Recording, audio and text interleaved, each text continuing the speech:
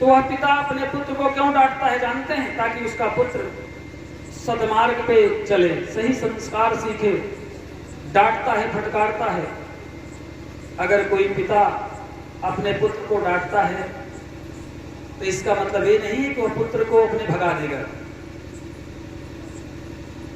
अगर पिता और माता के डांट फटकार से बच्चे घर छोड़ करके भाग जाते हैं तो उनका उद्धार कभी नहीं होता है। आज गुणनिधि जो है घर छोड़ करके भाग गया और वह जो है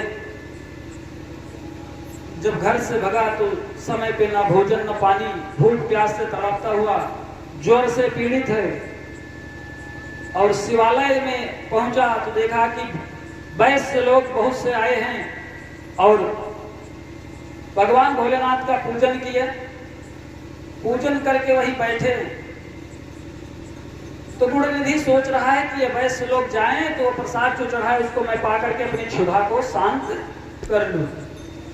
लेकिन वैश्य लोग वहीं पूजन कीर्तन करते करते सो गए और गुणनिधि सोचा कि मध्यरात्रि हो जाएगी तो मैं जाकर के उस प्रसाद को पा लूंगा।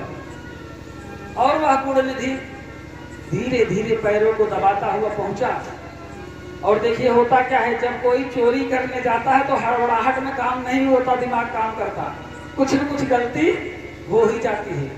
बगल में दीपक जल रही थी, उसके पैरों से जो है लगा। दीपक जैसे ही गिरने वाला था वैसे ही वह पकड़ लिया। देखा कि दीपक की बाती बुझने वाली है। उसने अपने अंग वस्त्र को फाड़ा और उस बाती बनाकर उसमें डाल दी। और इस सावन के पावन महीने में जो झकोरा चल रहा है, फुहारे चल रही है ना, ऐसे ही हवा चल रही थी। गुणनिधि उस दीपक को चारों तरफ से ढक लिया है कि बुझने ना पाए। और पूरी रात्रि जो है इसे पकड़े रहा। सुबह हुई तो लोगों ने देखा कि ये कौन आ गया। चोर चोर कह करके उसको धर धमका। और पब्लिक की मार तो जानते ही हैं, सुने होंगे।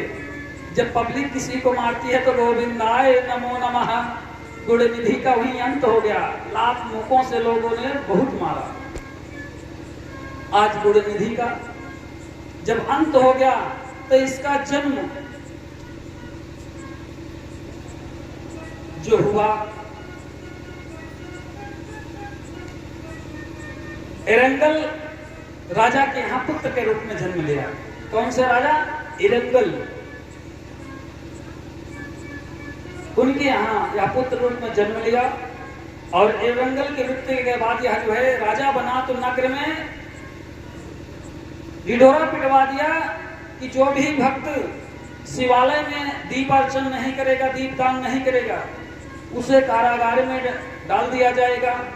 तो आज पूरे नगर में जो है दीप यज्ञ होने लगा। हर शिवालय में जो है प्रतिदिन लोग दीपक जलाने लगे।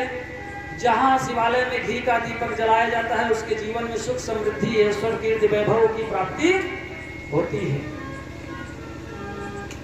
आज वही इरंगल के पुत्र के रूप में जो जन्मा है, इनका नाम कुबेर पड़ा। और यही कुबेर देव 10,000 वर्षों तक तपस्या किए, तब जाकर के आज अलकापुरी में कुबेर के पद पर स्थापित हुए। तो इच्छा प्रकट हुई भगवान भोलेनाथ का दर्शन करने की।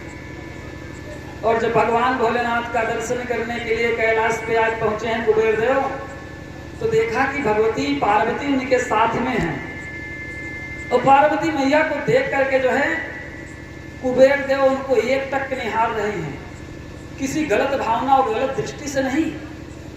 सोचा कि कौन सा तप जप की है यह महिला जो आज भगवान भोलेनाथ के वामांग में विराजमान है। उनके तप को लेकर के कुबेर देव के मन में ईर्षा होने लगी। और ध्यान लगा के टकटकी लगा के देख ही रहे थे। भगवती पार्वती ने जो है क्रोध की दृष्टि डाली और कुबेर देव की एक आंख, गोविंदाय नमो नमः, एक आंख कुबेर देवता की फूट गई। और आप सबको बताने में यह खुशी होती है कि जो आपके धन के देवता कुबेर हैं, उनके पास एक ही नेत्र है, दो नेत्र नहीं है। तो कुबेर देव की दूसरी आंख भी लाल होने लगी। तब तक महादेव ने कहा, उमा अरे तुम्हारा पुत्र है, ये अलकापुरी के राजा कुबेर हैं, एक कोई गलत दृष्टि नहीं डाल रहा है, या तो यह सोच रहा है कि आपने कौन सा तप कौन सा जप किया जो आज मेरी बगल में हो। तो वहीं पे जो है भगवान भोलेनाथ से कुबेर की मित्रता हुई और कुबेर को जो है धन का अधिपति जो है भगवान सांब सदाशिव ने बनाया। एक बार फिल्म से बोले